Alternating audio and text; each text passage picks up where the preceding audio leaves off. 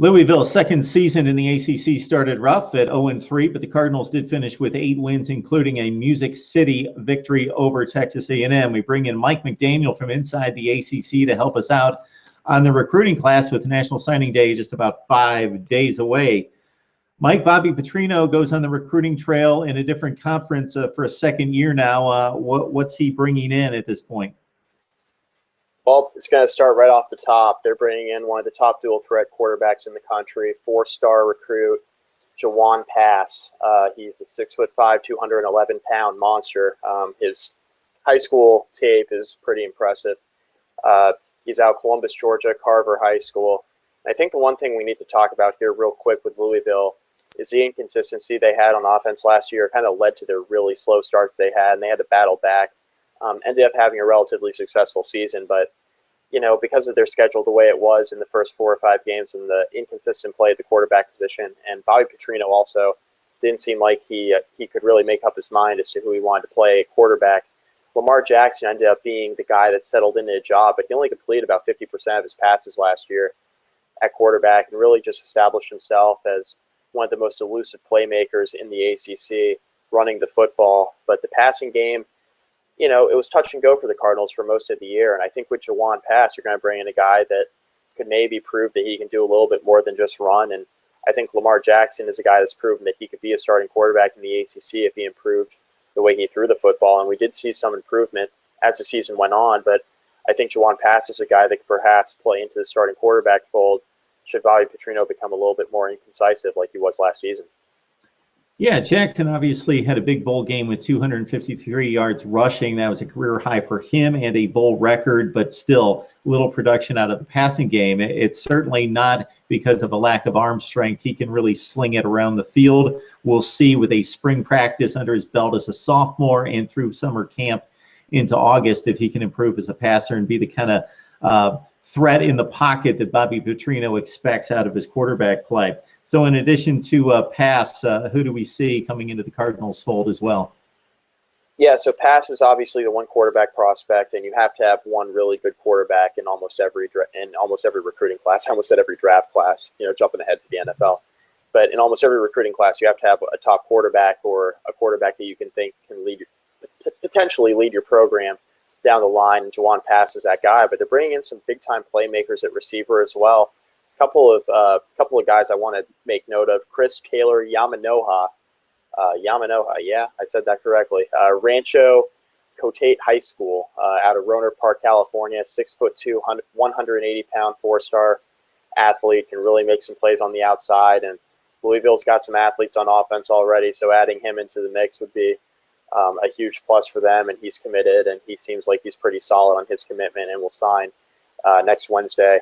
One other guy I want to talk about, Seth Dawkins. They stole him out of Columbus, Ohio. Now imagine that, a 4-star recruit out of Columbus not going to play for the Ohio State Buckeyes.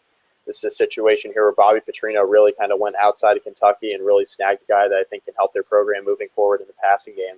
Dawkins is a 6'3", 201-pound target, big body receiver, and he's a guy that can really make plays for them on the outside, and they should be pretty excited about him as well. So offensively, I think they're in a good position, and we'll talk about their defense here in a second, which really was one of the top 25 defenses in college football last year.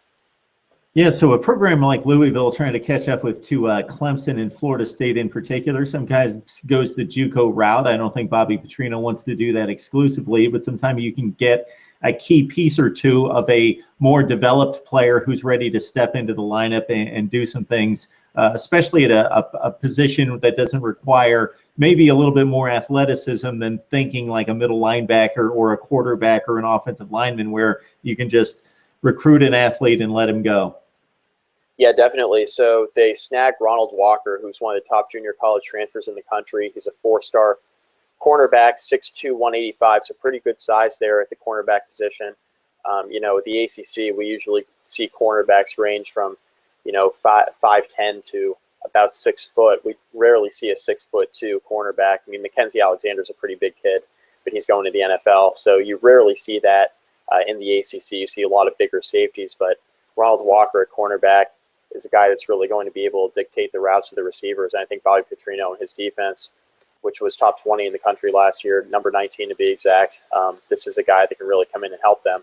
Additionally, they're bringing in 4-star outside linebacker P.J. Blue. He's not a junior college transfer. He's just going to be a regular old freshman. He's out of Montgomery, Alabama, 6'3", 205, so pretty good size at outside linebacker. He will have to put on a little bit of weight, but from his high school film, he's a guy that can really make some plays very fast at the outside linebacker position, something that, Louisville, with the linebackers they've had over the last couple seasons, they'll be no stranger to great outside linebacker play. So P.J. Blue could be another guy out of that long line of linebackers they've had at Louisville to lead that defense. So there are a couple of 4-stars there that I think could really help them moving forward.